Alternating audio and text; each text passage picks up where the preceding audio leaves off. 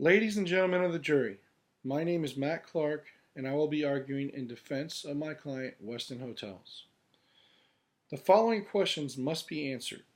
The first question is, did the hotel have the right to evict a guest who registered with the express intent to avoid driving while intoxicated if the reason for eviction was that too many people were in the room?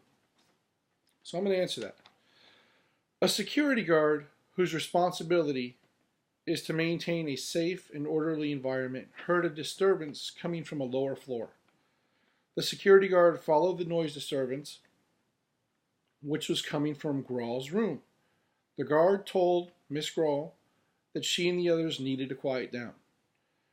They ignored his reasonable request, so he requested one more time, at which point an argument ensued, resulting in the security guard requesting that everyone leave at this point. The guests began protesting, at which point the security guard requested the presence of the manager. The manager, who was unable to respond at that particular moment, sent a second security guard. Upon arrival, the second guard asked Miss Grawl if she could come across the hallway to discuss the situation with him, at which point the second guard and Miss Grawl came to an agreement, and they agreed that Miss Grawl and her two guests that were also issued keys may stay, but the other 8 non-registered guests would have to leave the hotel property. Okay, so then both Miss Grawl and the second security guard explained the agreement to the rest of the group. Once they explained the agreement, the rest of the group protested the agreement. The manager then became available and also had a conversation with Miss Grawl. Once it became clear to Miss Grawl that she and only her 2 other friends that were issued keys were able to stay at the hotel, they all decided to leave, Miss Grawl included.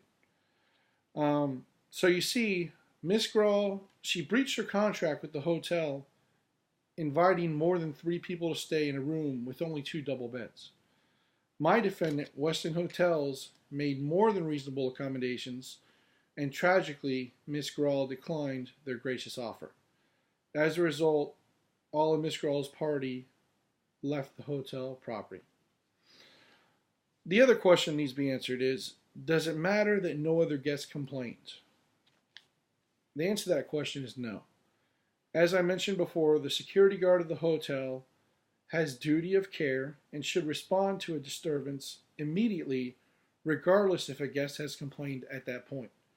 The guard has a responsibility, and if he hears, sees, or witnesses a disturbance, he has the responsibility to act.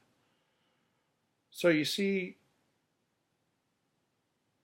my client, Westin Hotels, did all that they could on their part. They made reasonable accommodations, and tragically, those accommodations were denied, and Miss Grawl and her friends made the decision to get behind the wheel while intoxicated.